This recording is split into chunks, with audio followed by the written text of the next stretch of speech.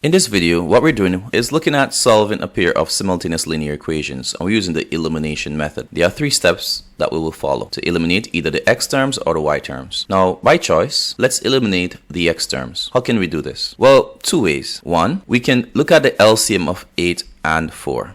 What's the LCM of 8 and 4? What is the lowest common multiple of 8 and 4? That's correct, 8. Since this is already 8, we will leave equation 1 as it is. But this is not 8, instead 4. The next multiple of 4 is 8. The first multiple of 4 is 4 itself, but the next multiple is 8. Now, how can we get 4x to become 8x? We'll need to multiply by 2. So, in other words, this is what we're going to do. We're going to keep equation 1 as it is. In other words, leave that as it is, and we're going to multiply equation 2 by 2. By doing this, this 4x will become 8x. And so we'll have 8x plus 7y equals 6 for the first equation. We're leaving that unchanged. However, the second equation will become, by distributive law, 2 times 4x will give us 8x. 2 times 3y will give us 6y. And 2 times 2 will give us 4. We also want them to have what?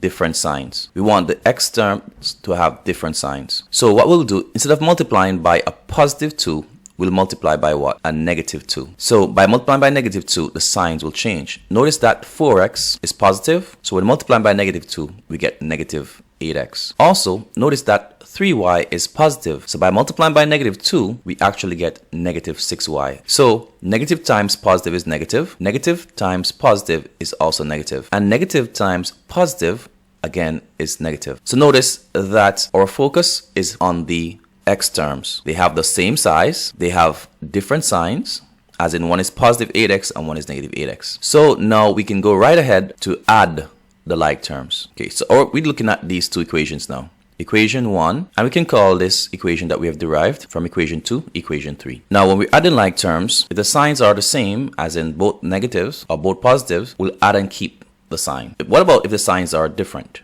Well, it depends on which one we have more of.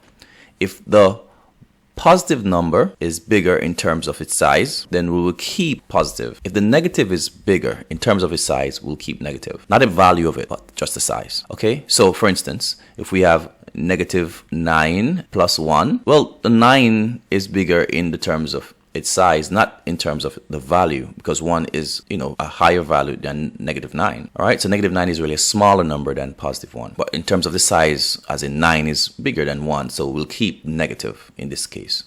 So this is what we mean when I say if positive is bigger, we keep positive, and if the negative is bigger, not in value, just in size, we keep negative. Okay, so looking at this, we're seeing that we have what? This 8 here is positive, and this 8 here is negative. And so we go down to these rules, right? When the signs are opposite, we're supposed to subtract. So when we subtract 8 from 8, we get 0. None is bigger. So we're going to just eliminate the x's. And when we look at the y terms, again, we have opposite signs. Which one is bigger? Well, the positive is bigger. So we're looking at over here, right? The positive is bigger. So we're going to subtract. We're going to get 1. And we're going to keep which sign? The positive. So that's positive 1y, which is written like this. Now, looking at positive 6 and negative 4, which one is bigger? Again, the positive is bigger. And so we keep positive. And we're going to subtract 4 from 6 to get what? 2. So y is 2. Now, once we have found the value for y, we proceed next to substitute. So we're going to substitute y with 2. All right, and we can choose any equation we want. So this is equation 1, where we're going to substitute y with 2. So we're going to replace this y with 2. So let's go right ahead. So we're going to have 8x plus 7 times the y value, which is 2, equals 6. This gives us 8x plus 14 equals 6. And what we do next? How do we get 14, by the way? Somebody might ask a question. Well, once we use bracket, it means we're multiplying 7 by 2. Now, to get rid of the 14, what we do here is we subtract the 14. In other words, we want to isolate this x. So we're going to move the 14 first,